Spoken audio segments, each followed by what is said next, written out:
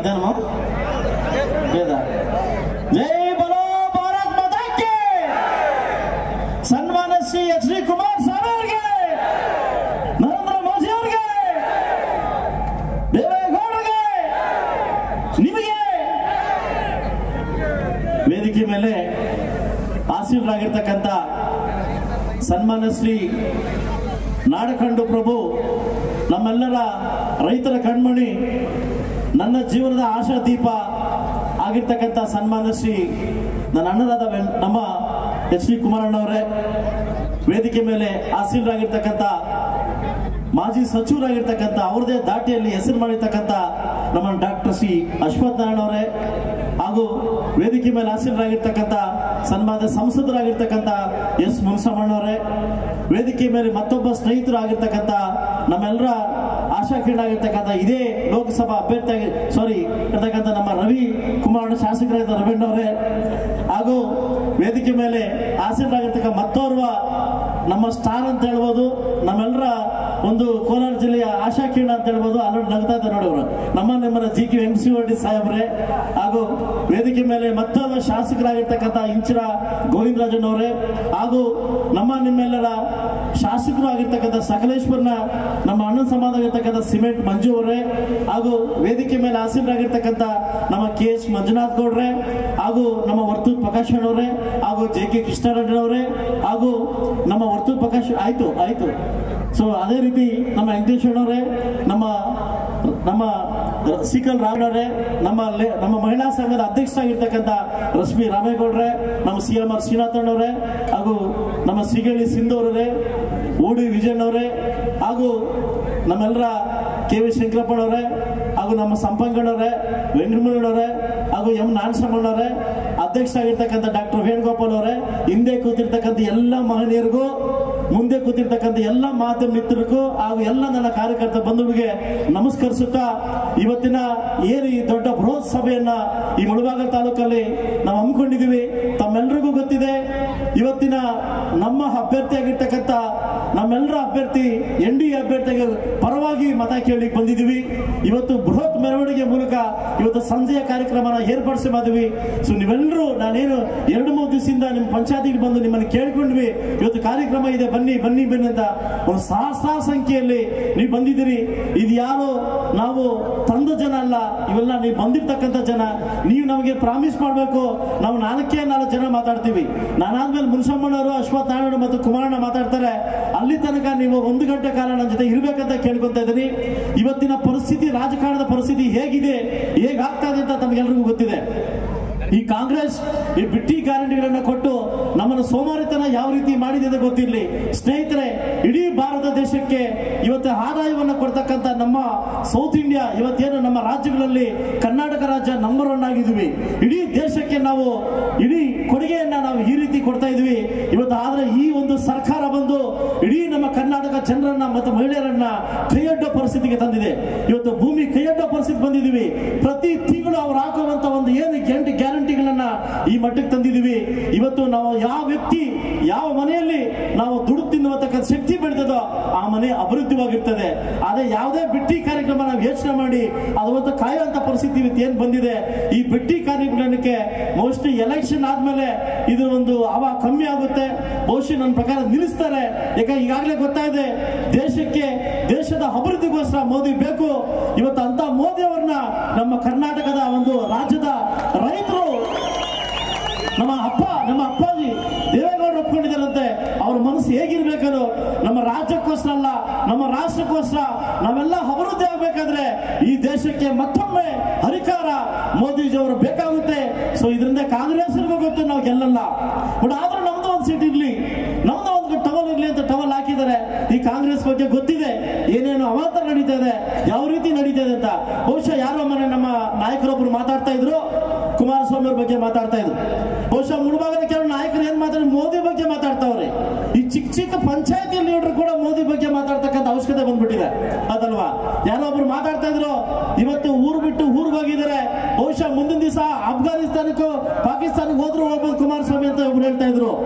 ನಾನೊಂದು ಮಾತು ಹೇಳ್ತೀನಿ ನಾಯಕರಿಗೆ, ಬಹುಶಃ ಅಫ್ಘಾನಿಸ್ತಾನದಲ್ಲಿ ಬದಲಾವಣೆ ಬೇಕಿದ್ರೆ, ಪಾಕಿಸ್ತಾನ ಅಭಿವೃದ್ಧಿ ಬೇಕಾದ್ರೆ ನಾವು ಕುಮಾರಣ್ಣ ಕಳ್ಸಕ್ ರೆಡಿ ಇದೀವಿ.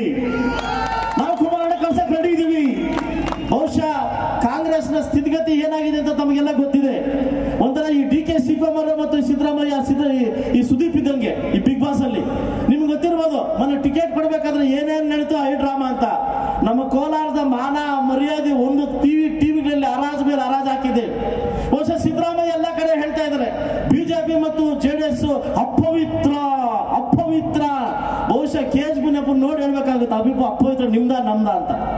ಇವತ್ತು ಎಲ್ಲ ಹೋದ್ರು ನಿಮ್ಗೆ ಐ ಡ್ರಾಮಾ ಏನು ನಾವು ರಾಜೀನಾಮೆ ಕೊಡ್ತೀವಿ.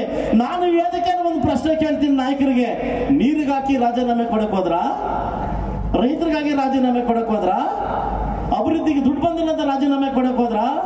ಮೊನ್ನೆ ಬಜೆಟ್ ಅಲ್ಲಿ ಕೋಲಾರ ಜಿಲ್ಲೆಗೆ ಶೂನ್ಯ ಬಂತ ರಾಜೀನಾಮೆ ಕೊಡಕ್ ಹೋದ್ರ? ಅಲ್ಲ, KH ಮುನಿಯಪ್ಪ ಅಳಿಲ್ ಕೊಡ್ಬೇಕಂತ ಕೊಡಬಾರ್ದು ಅಂತ ರಾಜೀನಾಮೆ ಕೊಡಕ್ ಹೋದ್ರು. ಇವತ್ತಿನ ಮನೆಯೊಂದು 3 ಬಾಗಿಲು, ಮುಳುಬಾಗಿಲಲ್ಲ, ಇಡೀ ಕೋಲಾರ ಜಿಲ್ಲೆ ಮನೆಯೊಂದು 3 ಬಾಗಿಲಾಗಿದೆ. ಒಂದು ಗುಂಪು ರಮೇಶ್ ಕುಮಾರ್, ಇನ್ನೊಂದು ಗುಂಪು KH ಮುನಿಯಪ್ಪ. ಪಾಪ ಅವ್ನು ನೋಡ್ರ ಅನ್ಸುತ್ತೆ ಗೌತಮ್, ಇನ್ನೊಂದು ಗುಂಪು ಗೌತಮ್. ನೀವು ಕಂಡ್ಕೊಳ್ಳಿ, ನಮ್ದು ಹೇಗೆ ಒಂದೇ ಗುಂಪು. ಎಲ್ಲಿ ತನಕ ಒಗ್ಗಟ್ಟನ್ನ ಪ್ರದರ್ಶನ ಮಾಡ್ತೀವಿ. ಬಿಜೆಪಿ JDS ಒಂದೇ ಗುಂಪು. ಎಲ್ಲಾದ್ರೂ ನಮ್ಮಲ್ಲಿ ಗಲಾಟೆ ಇದ್ದಾವ? ಇಲ್ಲ, ನಾವೆಲ್ಲ ಒಗ್ಗಟ್ಟು ಒಂದೇ ವೇದಿಕೆಯಲ್ಲಿ ಕೂತಿದ್ವಿ. ದಯವಿಟ್ಟು ನಾನು ಈ ಮೂಲಕ ಕರೆ ಕೊಡ್ತೀನಿ, ಸಾಕಷ್ಟು ಜನ ಹಿರಿಯರಿಗೆ ಸಿಂಬಲ್ ಕುರಿತು ಒಂದು ಡೌಟ್ ಇದೆ. ಎಲ್ಲಿ ಬಿಜೆಪಿ ಇವ್ರ ಕೈ ಅಲ್ಲ. ತೆನೆವತ್ತ ಮೈತ ಮಹಿಳೆ 2ನೇ ನಂಬರ್ ಗುರುತು.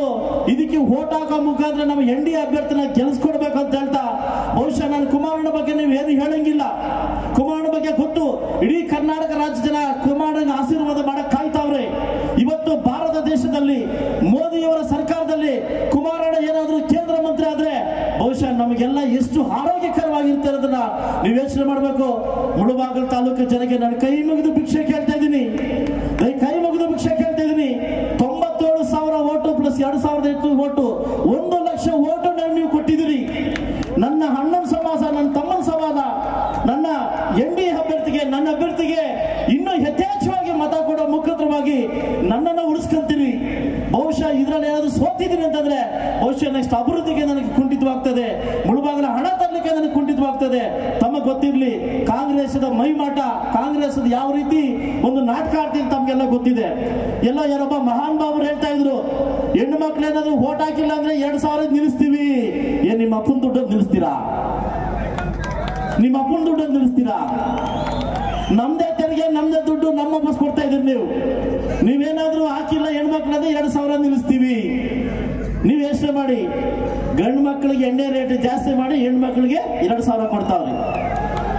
ನಾನು ಕುಮಾರಣ್ಣ ಹೇಳಿದ್ರು ನನ್ನ ತಾಯಿಂದಿರು ಅಂತ ಹೇಳಿದ್ರು, ಹೆಣ್ಮಕ್ಳು ಅಂತ ಹೇಳಿಲ್ಲ.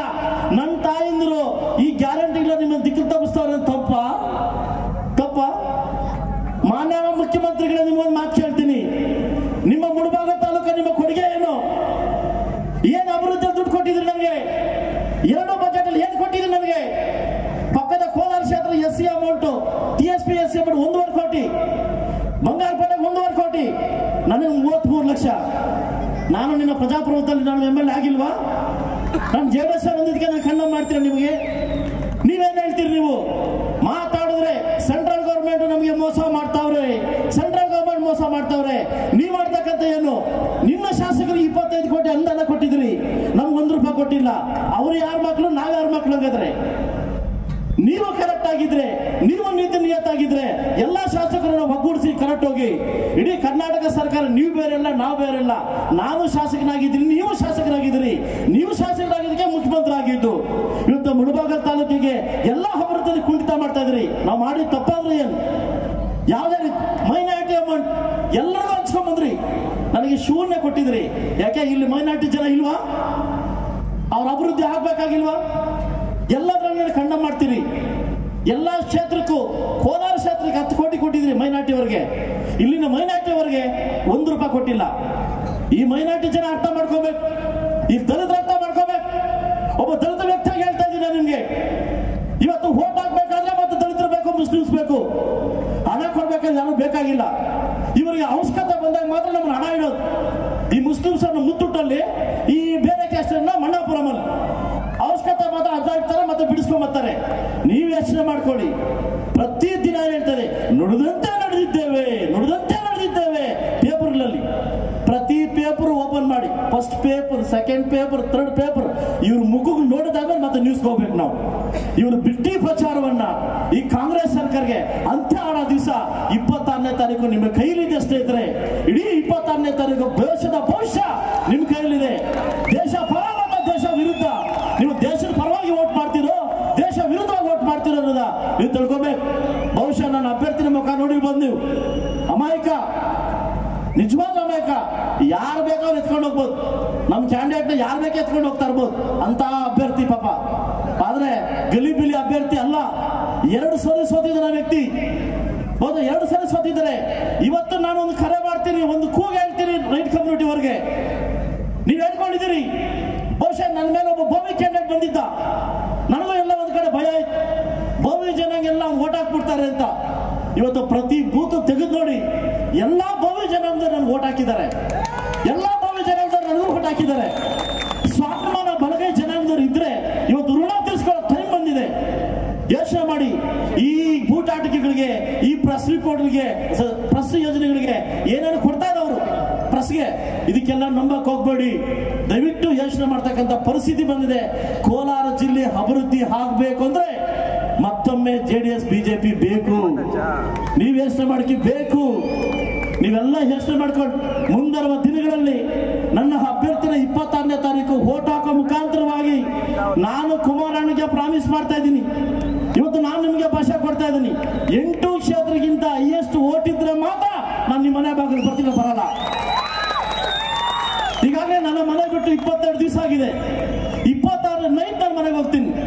ಎಲ್ಲಾ ಕ್ಷೇತ್ರಕ್ಕಿಂತ ಹೈಯೆಸ್ಟ್ ಇದ್ರೆ ಮಾತ್ರ ನಾನು ನಿಮ್ಮ ಮನೆ ಬಾಗಿಲು ಬರ್ತೀನಿ, ಇಲ್ಲಾಂದ್ರೆ ಬರೋದಿಲ್ಲ ಅಂತ ಹೇಳಿ ನನಗೆ ಪ್ರಾಮಿಸ್ ಮಾಡ್ತಾ ಇದ್ದೀನಿ. ಮಾಡ್ಬೋದಾ?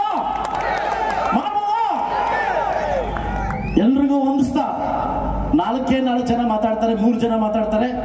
ಸೊ ಇಷ್ಟೊತ್ತು ಅವಕಾಶ ಮಾಡಿಕೊಟ್ಟಿಗೆ ತಮ್ಮೆಲ್ಲರಿಗೂ ಹೊಂದಿಸ್ತಾ, ಎಲ್ಲ ನನ್ನ ಮುಳಬಾಗಿಲ ಜನತೆ ಎಂತ ಸ್ವಾಭಿಮಾನ ಜನತೆ ಅಂತ ನನಗೆ ಗೊತ್ತು. ನನ್ನನ್ನ 67,000 ಕೊಟ್ಟು ಮತ ಕೊಟ್ಟು ಸೋಲಿಸಿದ್ರಿ 2018ನಲ್ಲಿ. ಮತ್ತೊಮ್ಮೆ ನೀನು ನಮ್ಮನೆ ಮಗು ಇಲ್ಲೇ ಸರ್ವಿಸ್ ಮಾಡ್ತಿದ್ದೆ, 1 ಲಕ್ಷ ವೋಟ್ ಕೊಟ್ಟಿದ್ದೀನಿ. ನಿಮ್ಮನ್ನ ಬಿಡ್ತಕ್ಕಂಥ ಪ್ರಶ್ನೆ ಇಲ್ಲ. ಏನೇನು ಸೀಟ್ ವಿಚಾರದಲ್ಲಿ ಐಡ್ರಾಮಾ ನಡೀತು ನಮ್ಮ ವಿಚಾರದಲ್ಲಿ ಕಾಂಗ್ರೆಸ್ ಅಲ್ಲಿ, ನನಗೆ ಯಾಕೆ ಇದಾಯ್ತು ಅನ್ನೋದು ಎಲ್ಲ ಕುಮಾರಣ್ಣ ಬಾಯಲ್ಲಿ ಹೇಳ್ತಾರೆ ಅಂತ ಹೇಳ್ತಾ ಅವಕಾಶ ಕೊಟ್ಟಿದ್ದಕ್ಕೆ ಎಲ್ಲರಿಗೂ ಧನ್ಯವಾದ ಹೇಳ್ತಾ ನಾನು ಮಾತು ಮುಗಿಸ್ತಾ ಇದ್ದೀನಿ. ಜೈ ಕರ್ನಾಟಕ, ಜೈ ಭಾರತ ಮಾತೆ.